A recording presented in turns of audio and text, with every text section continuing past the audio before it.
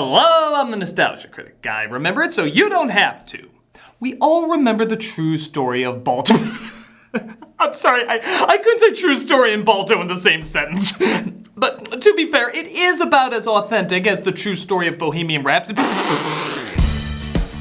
While Balto was not a box office darling in the least, lasting only 3 weekends and making back only a third of its budget, it did find a decent life on television and VHS/DVD. So it only figured to make a sequel. A cinematic sequel? Whoa! This is the early 2000s, and you know what they do with hand-drawn animated sequels in the early 2000s. Straight to DVD. Correct! And you know how good those always are, right? Right?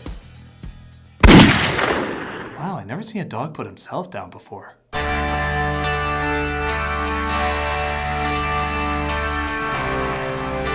Balto 2, Wolf Quest, again, totally a true story, is the follow-up to Balto made a mere 7 years later, released once again by Universal. As is usual with straight-to-DVD releases, the animation isn't as good as the original. But where Balto 2 lacks in its visual elements, it really lacks in its storytelling elements. Which, okay, is kinda to be expected of these DVD releases, but does it in any way hold a candle to its imperfect yet still entertaining predecessor? Well, they made a third one, so who cares, money? This is Balto 2. From the font, I'm already expecting to see 4 canines chase after a flower. That concept's surprisingly more interesting than it sounds. We see Balto literally on thin ice as he follows a bird to a giant ice wall. The ice breaks, though, as he sees other wolves in the distance. What was this, scored by Al Pacino from Scent of a Woman? You are having dream again. It turns out it's just a dream, as Boris, played this time by Charles Fleischer instead of Bob Hoskins, I guess they half shared a movie, so that kinda makes sense, wakes up Balto, played this time by Maurice LaMarche instead of Kevin Bacon. Yeah, like he's known for doing impressions at all. It's just a dream. I'm telling you, boy chick, if you keep having same dream again and again, it means something. For instance, I have dream Affleck Duck will kill me. I still sleep with one eye open every night. Apparently being a hero dog isn't as rewarding as one would think, as they spend the night in a shipwrecked boat. Yeah, everything went to shit after Togo proved he should be on the Wheatie box. Look, on totem pole. They come across a totem pole that apparently has the same animals Balto saw in his dream. They're just wood carvings, Boris. Humans use them to tell stories. But of what? I don't know. Ah, what animated direct-to-DVD movies were back then.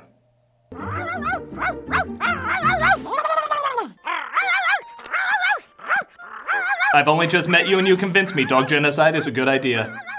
Jacques 2-Point Blow tells him that Jenna has just given birth. She's played this time by Jodie Benson instead of Bridget Fonda.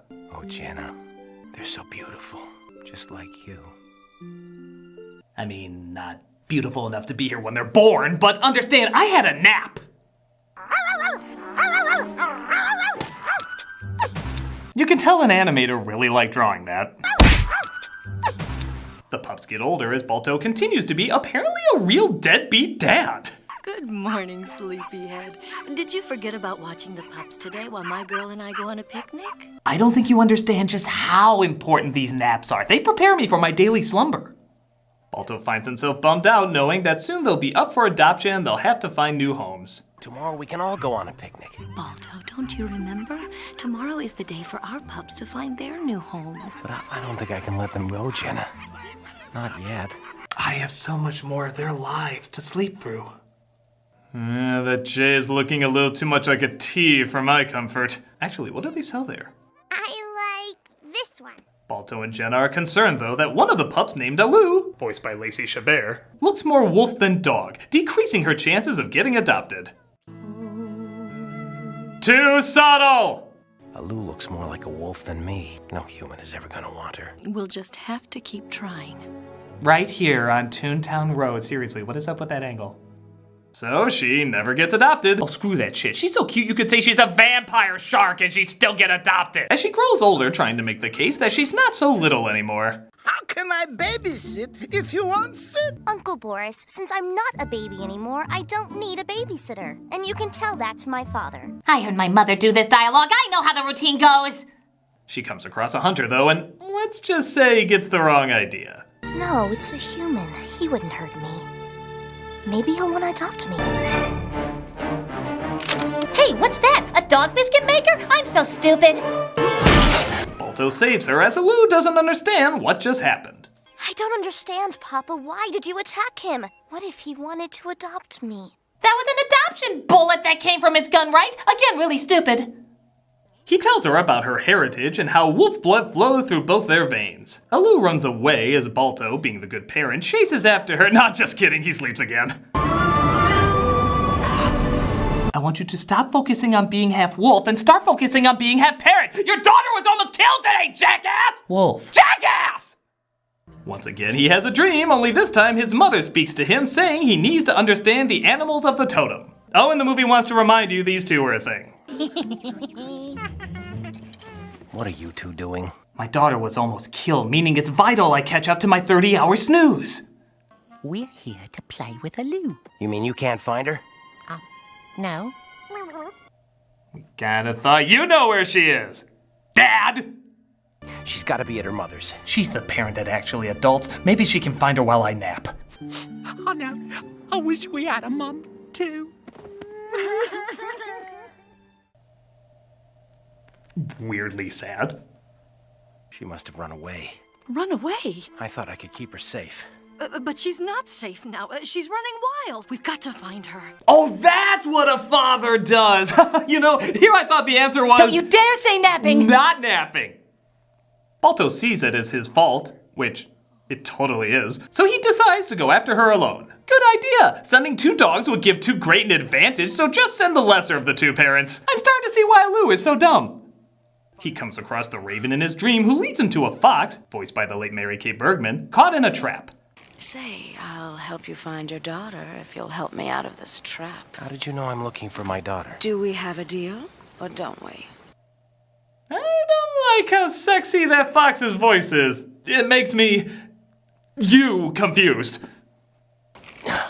Now how can you help me find my daughter? And more importantly, who puts a trap on a log over rapids? She pushes him over, saying the current will take him to where he needs to go. He comes across Boris and the bears, clearly where nobody needs to go, and he tells them to let Jenna know that he's got to lose scent and not to worry about him. As you can see, he has everything under control. I'm looking for my daughter. Tell me, are you afraid? What of glowy-eyed, hell-spawned raccoon badger demons? Very yes! You must listen to your fears. Let them lead you back to the safety of your cozy little home. Okay, Alu was found dead and they ate Boris. No, he admits he's scared of never seeing his daughter again and they vanish. Apparently that was the password. Alu, meanwhile, tries to find a spot out of the hot sun. A cave. At least it'll be dark and cool. Like what Tim Burton movies used to be. She goes inside and finds a bunch of crystals and a singing mouse, as you do. I am Maru. This answer tells us what we are, but not who we are. How do I find out who I am? I am shedding light where darkness lies. Really? Like how? You drink too much coffee and are on social media too much. This totally isn't working!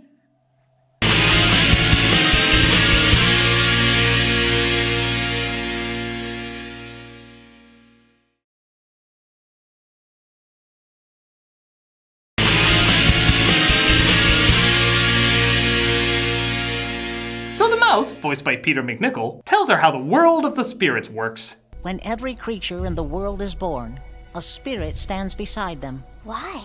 To watch them undress. It makes everyone uncomfortable.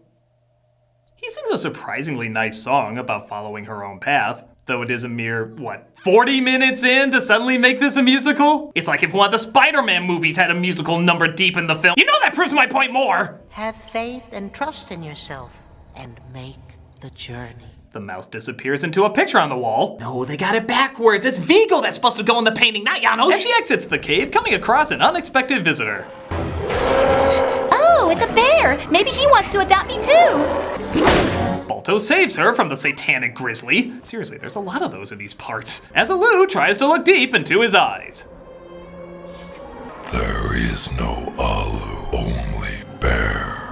We've got to jump. But we'll be killed. The devil has claimed me. I must destroy this vessel! It turns out there was a ledge to catch them as Balto asks how she knew. I looked at his thoughts, and I saw it. How much of that 5-leaf garden did you eat? All of it? He asks her to come home, but she doesn't want to until her journey is completed. Not until I find out who I am.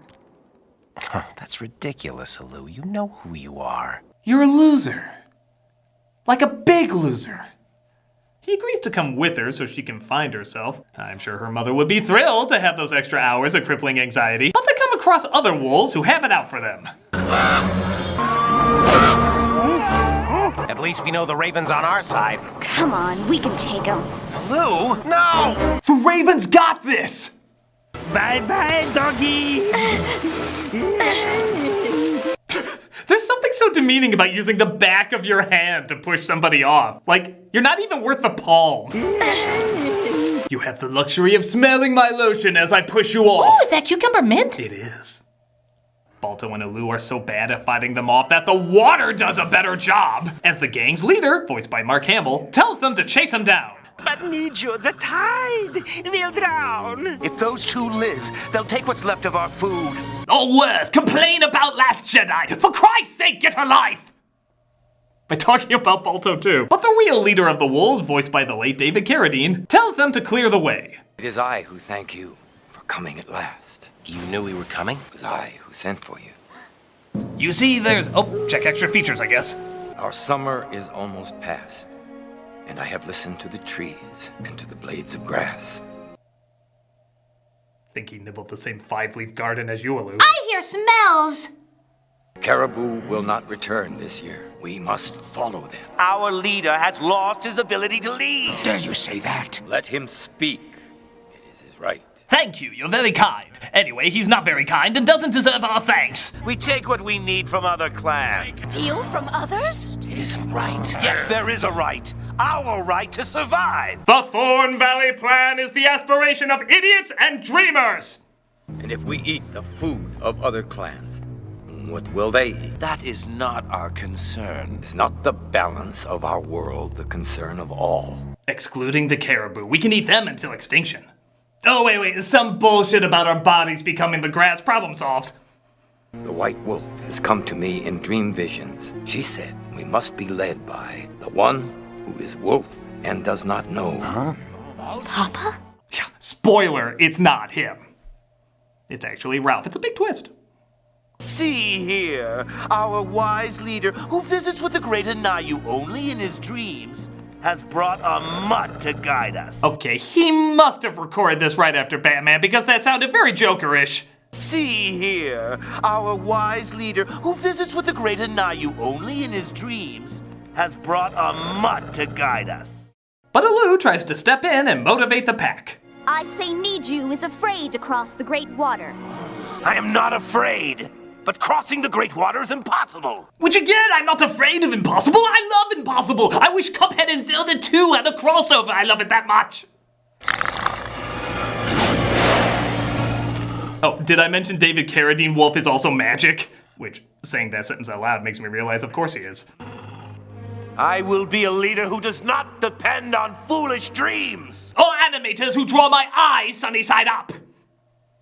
My eyes were eggs. Half the wolves go with omelet pupils while the leader of the wolves reveals himself. How did you do that? I simply became one with the tree. Okay, just because you're in Kung Fu doesn't mean you can always become one with blank. Actually, yeah, it does. Alu has a vision of the caribou and says she wants to help the pack find them. She tries telling the leader of the wolves, but seeing how we're almost at the end of the movie, I guess we better have song number 2. We are all a part. We must fight for what belongs to us. Like this movie, which we've stolen for ourselves. I know 2/3 was about a father-daughter relationship and then we showed up right the shit out of nowhere. But we fought hard for this last 20 minutes and we're gonna cram what we can. We are all a part. Hey, don't look now, but there's a giant U facing your back right now. One big sneeze and we're both dead. What happened to my part in this movie? What happened to my part in this movie? Look! The wolves find the ice forms a bridge that the caribou crossed last winter. Like, not spread apart, just one clear path heading straight there. The odds of that happening once seem pretty impossible, but twice? That's just science. If we're to cross, we must go now. The ice path will only hold for a short time. I know, because... things! The leader gets separated though as Alu tries to save him. But Mark Hammerwolf isn't done with him yet.